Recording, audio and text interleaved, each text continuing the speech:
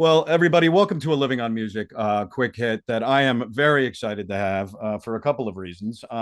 We have Kara Davis here to talk a little bit about a couple of things, her life, the life we're both going to be joining on September 24th. Kara, so wonderful to have you on Living on Music. Thank you. So glad to be here. Yeah. Just back from a trip west, and it's wonderful to have you back. It was great touching base as you guys were on the way to the airport, and we're really excited to have you here. The thing that we have in common is September 24th. It's going to be at B Court Brewing Company. It's the stage I've behind me. been there. I'm so Yeah, excited. That stage looks amazing. the stage really looks amazing. Leftover Salmon was supposed to play there, I think, this week, who were fabulous band, and they had to cancel it for some reason. But it looks like it's going to be a wonderful day for a slew of amazing musicians, and you are one of them. And your relationship with Jim Ebert and Yeah. Cancer Can Rock is goes beyond just playing because you're a caring musician. But during the pandemic, you found out you had cancer. I know, Kara, that had to be a huge, big deal in your life. Talk a little bit about what happened and then how you hooked up with Jim Ebert and what they did for you as a musician to kind of go forth. Yeah. So I found out last May that I had breast cancer. I found my own cancer just through just being in the shower. I didn't even Yes. no checks or anything. I was terrible about that. Uh, and actually, I ended up going to my doctor. I had gone a couple months before because I had seen some swelling in my arm, and he kind of said, I think you pulled something or whatever. And I was like, okay, just kind of stretch it out or whatever. And so I did that. But then I found the lump, and I went to get that checked, and I ended up during that procedure not like getting looked at. The nurse actually did not feel anything. Wow. This is kind of important, like for women who Yes. are going through this. She didn't feel anything, and what happened was when I laid down, it essentially disappeared.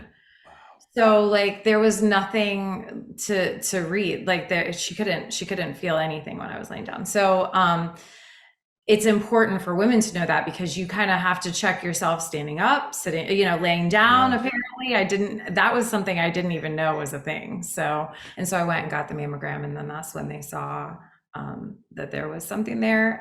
Right. And all biopsies and all that later. And Wow. it was invasive ductal carcinoma, and Mhm. then I also had it in my lymph nodes and everything like that. So, Right.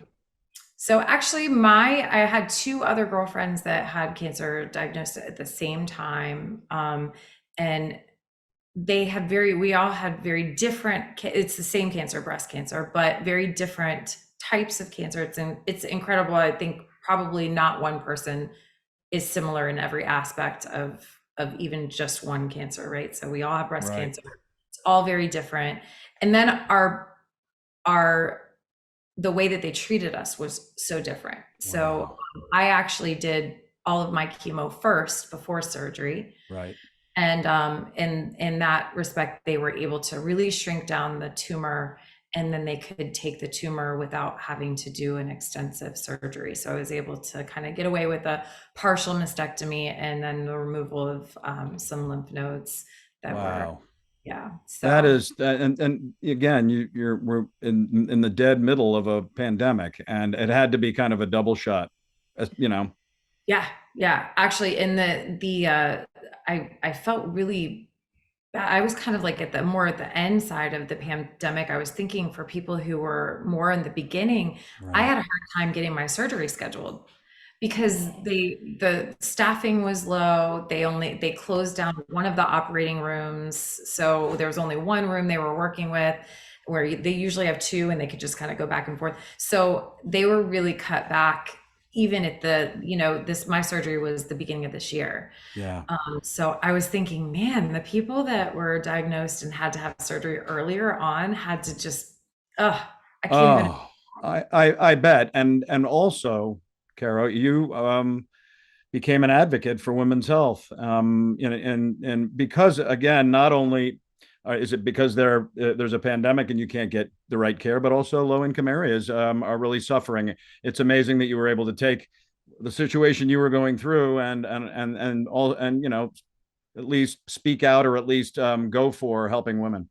Yeah, I definitely, we had gone to a Cancer Can Walk. It was a breast cancer event, a great one out in Leesburg, Loudoun County.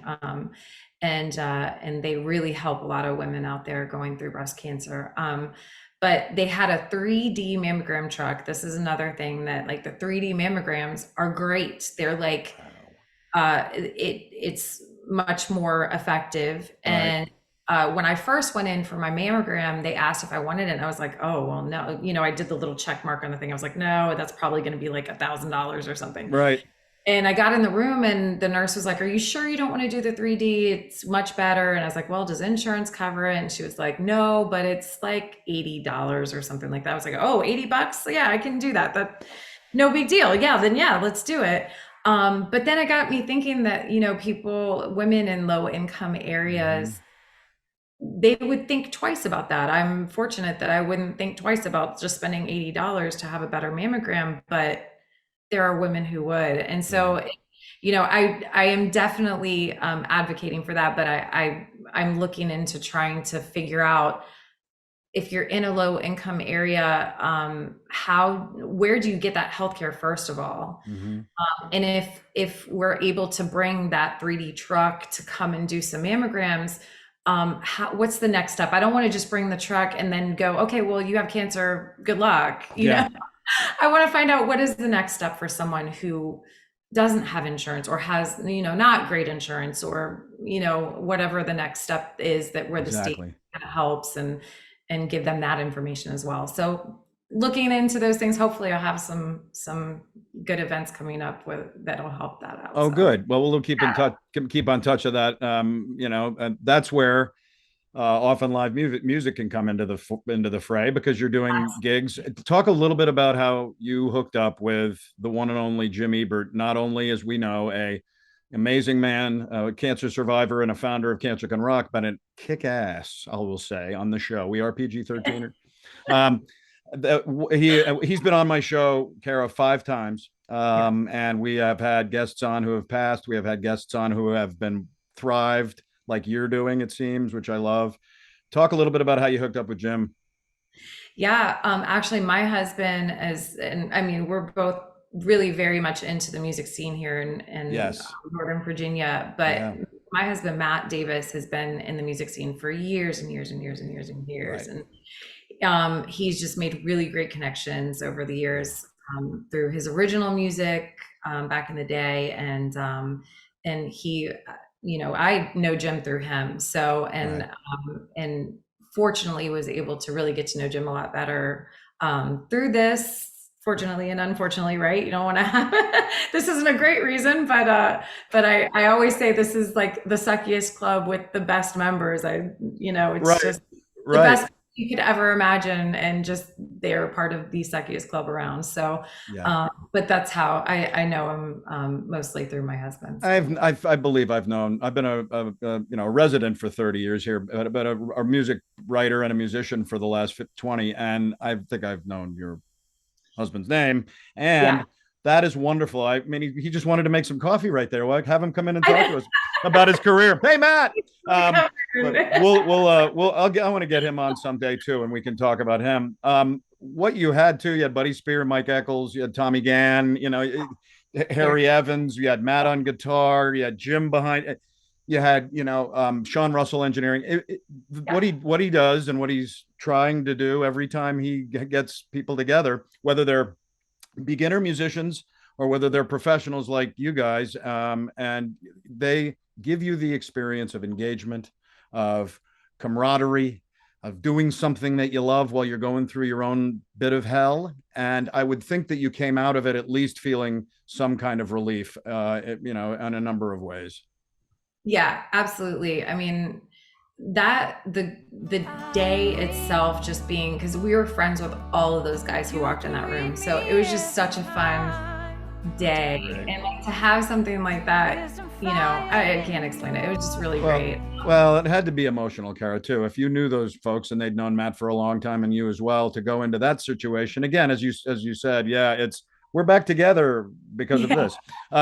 Jenny Langer's been on the show. Jenny's been on a number of other guests that have been Cancer Can Rock people, and they've again gone on to thrive. We are going to be together. I'll be emceeing on the 24th. It's my third MC of this event because A, I love Jim and Gina and the rest of those guys, and B, to be near people who I've interviewed, who I haven't even met in person sometimes. Luckily, I get this opportunity, and you were going to be there with Matt, Matty D, they call it in the duo, of course. But I'll be doing the opening set, and then you've got Patty Reese following me, which is a pretty amazing run, and I think she's going to run off and do a gig. A lot of the artists, as you well know, and you probably have done that before too. It's like I need an early gig because I got one of six. Or Jason Massey had that happen. Gary Smallwood on the last one as well. And then it's Angus Quinn, Justin Trawick, who was incredible too. Ashley Chevalier, who's been on the show. Chris Timbers has been on the show.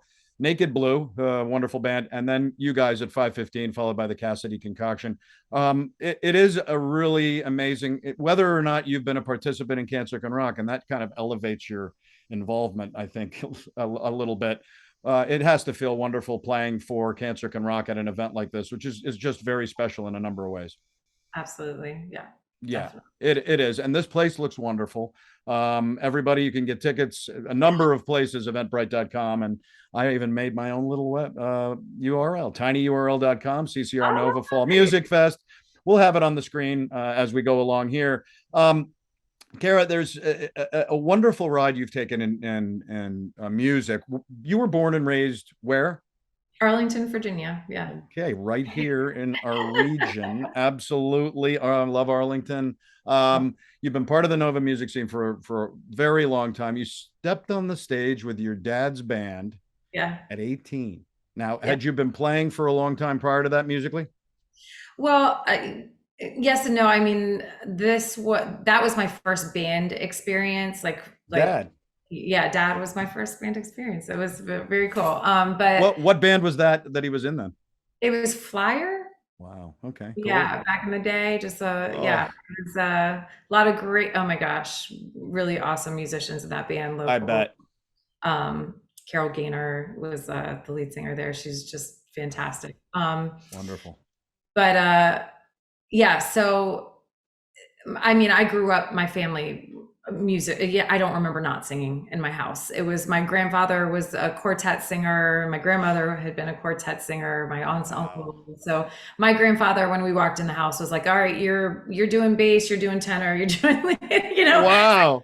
the parts when we got in the house, and then we were just singing. So I've been singing as long as I can remember. But yeah, my dad's band was my first band experience. So it was, And so you did you literally join the band, your dad's band?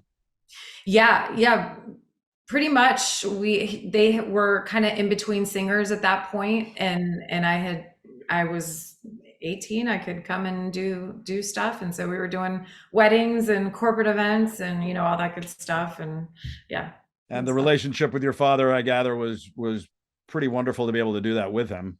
Oh, for sure, for sure. That's exciting. So Still you're plays. so you're 18. What was Yeah. the next number of years musically for you? What were some of the many journeys that you made as you were leading up to your pretty incredible collaboration with Brett Michaels?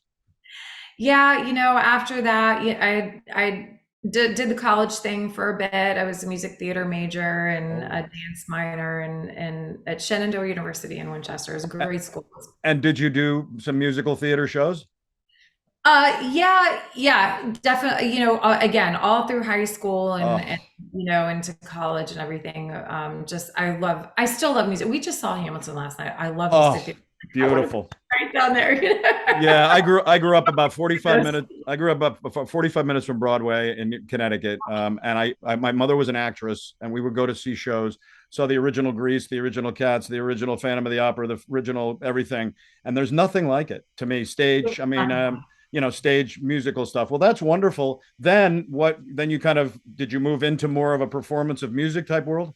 So yeah, so actually I had a bit of a hiatus as I had some kids and was growing my family and everything. Right.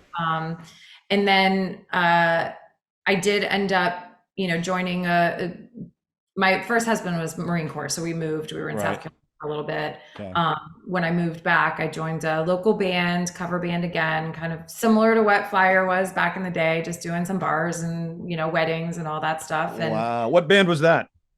Harmless Prank. Isn't that great? I see, you know, just talking about band names whenever we can is fantastic. I know. Harmless Prank live. Well, that's Yeah, great. great, That's great. great. So that perpetuated things when you came back in the Yeah, region. yeah, and then a few other bands in between, and then my husband and I started playing some acoustic duo stuff, and we do a lot of solo stuff. But the best is when we can do it together. But we do some solo stuff too, um, Oh, wow. and yeah, and so then Yeah. and we So you had must have two, had and you. Where did the connection to Brett Michaels, who everybody, if you don't know Brett Michaels, then I don't know if you know what rock and roll is. The guy's been around forever with a hair metal bandish Poison, and one of the great long term bands of that ilk. How did you get hooked up with him? You're still hooked up 9 years later. yeah, yeah. Fabulous. Yeah, his lead guitar player is Pete Evick. Yeah. Who, yeah, is from Manassas. And again, I met Pete through, Harmless, playing in the same spots like Sully's, and things like that. But again, Matt just knows everybody around here. Yes. So, so we kind of became more friends with Pete through Matt, and Matt's played with Brett quite a few times as well. So he was looking to kind of fill the stage a few years ago for some big shows and wanted to find a couple backup vocalists. And so Oh, myself and another local musician, Becky Clark, went and sang backup for him for big shows. He just when he wanted to fill the stage. So sure. here and there, and then this past summer, he just really liked having that full sound for the band. So he asked if we would come and keep doing more of the shows through the summer. So we've been doing a lot of them. Oh, that is something that really is must be a wonder too, to be able to go out and do stuff with a guy like that. Do you know Gary Smallwood, who recorded with Brett on his three of his records, and he premieres this Friday at 5 o'clock on Living on Music, and we go down his whole long route, which I don't know if he talked about a lot. I got to talk to Cal Everett the other night in Bethany, and he was out playing with his band, Cal, and he basically said, "I can't wait to see the Gary show," because he doesn't talk a ton about his background. And anyway, he mentioned Pete Evick, and it's funny Yeah. the way things kind of intercede whenever they can with you guys in this community. And that's another thing I just wanted to mention and ask you about. Obviously, is that I've spent the last 2.5 years trying to make musicians have something to do and engage. And now that we're slowly coming out of this, as if we really are, and I think we are, it's really wonderful to take a look back at the community that I've gotten to know, that I knew beforehand, and you're part of it, you and Matt, and it must be wonderful to continue to be, an aspect of the Washington D.C. musical community, because it's a really neat group. Yeah, it absolutely is. I mean, I was just telling someone that's the other day that it is really incredible how much local talent, I mean, true talent we have Yeah, here. It's a shame that, DC isn't quite as big of a music center as I wish it were, but right. it's just really incredible to see the talent that comes from this area.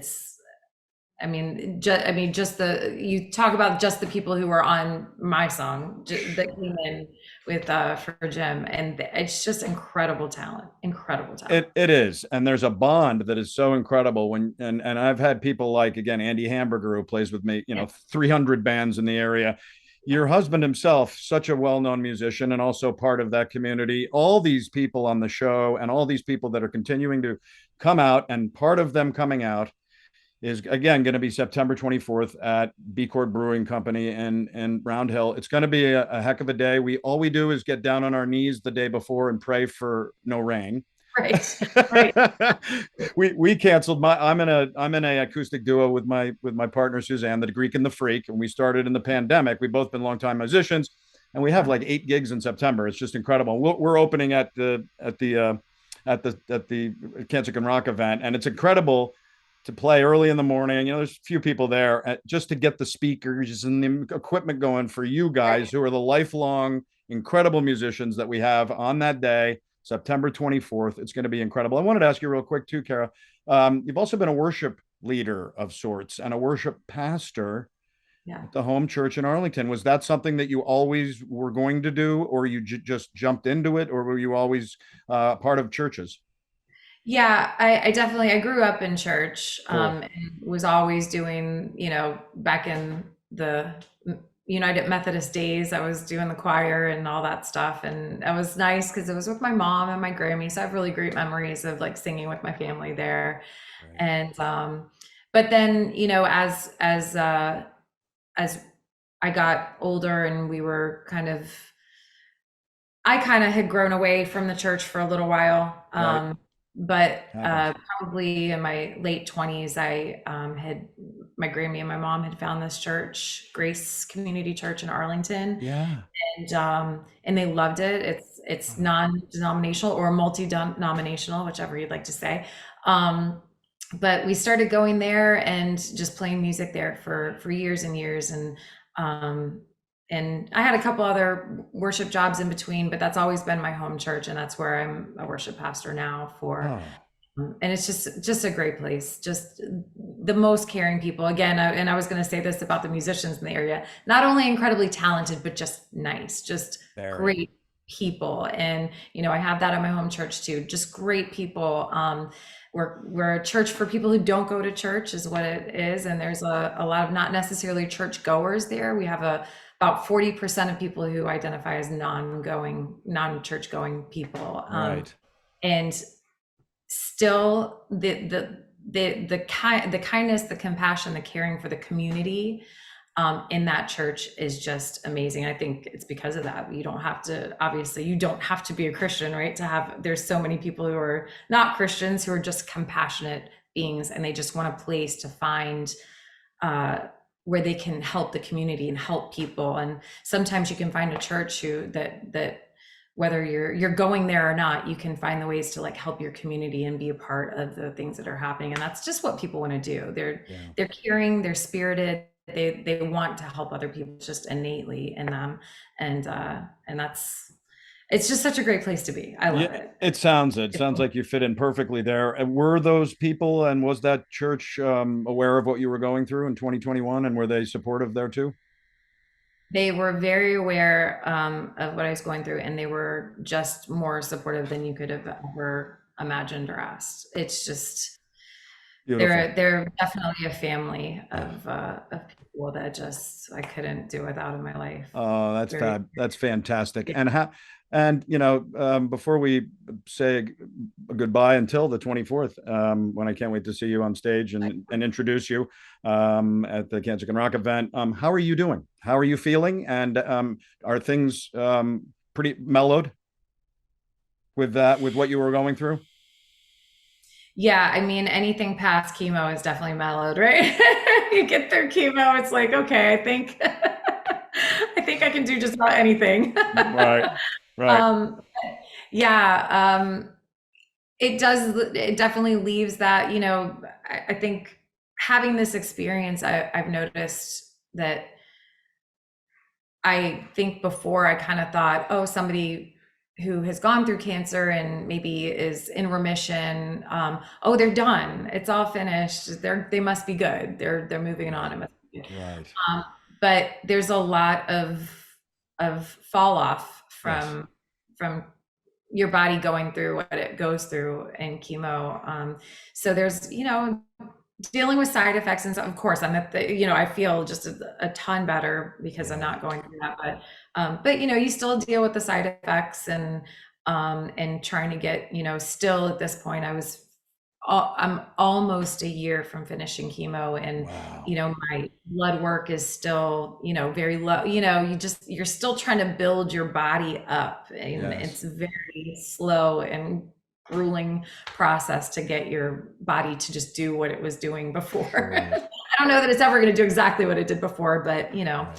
just trying to get those white blood cells to count, and do all that stuff. It's like, Sure. joints, and all that good stuff. So um, there's a bit of a road, but we're doing it, and it feels good to be where I am now, looking back at where I was last year. So it's great. It's Well, great. Yeah. you look beautiful and you sound energetic and you seem like, and again, you and Matt are out playing. It seems like, again, there's where music comes in again. It enriches the soul. It enriches how you are, whether you've gone through tough times or not. And it's just wonderful that you guys are you doing some kind of regular playing out right now? Oh gosh, yeah, we're playing a lot, a lot. Yeah, pretty much every weekend. Sometimes through the week. Matt is just killing it, just going out, Oh, I you bet know, he is. And and four you times a week. and you Yeah. leave and you leave today for I leave today for Knoxville. oh I God. be in Knoxville, This is with Brett, right? Brett, and then God. to Kentucky, and then to Indiana. And then I'm flying back early Sunday morning to come to Kansas Rock. So Oh, I'll be coming off a flight. oh, that's fantastic. I love Some that. people like want to get the early gigs so that they can play one later. I'm like, can I get the later one so that I can fly in? No, well, see, no, you have to be there at 11:25 when Suzanne and I play. Yes, I Next week. know. That's that's what I'm always. And again, it's such an honor as a cover duo to be able to play something opening up this thing, and we do fairly well. And then then we see guys like you guys. Can't wait to meet you guys in person on the 24th. Yeah. I am wishing you nothing but happiness and health and all that, and live music for you and your amazing husband and talent that he is for so many years. And let's keep in touch on what you're doing. And again, I'll see you roll in about what your start at 5:15. So you roll in at what, 5? Yeah, actually, Matt just yelled at me. He's like, "No, that's next week." I am flying in that day for next week, but I'll be coming from Georgia that week. So Oh yeah, so that's where that's going. day, I've got Well, maybe, one week yeah, sounds like the week before. Yeah, they're all well, running into it. that's great. Well, safe travels all around, and we will see each other on the 24th. It'll be great to see you and Matt, and I'm wishing you again nothing but the best. And thanks so much for being on Living on Music. Yeah, thank you so much for having me. It was a really good time. I appreciate it. I thank you. We'll see you in a couple of weeks. That sounds great. Great.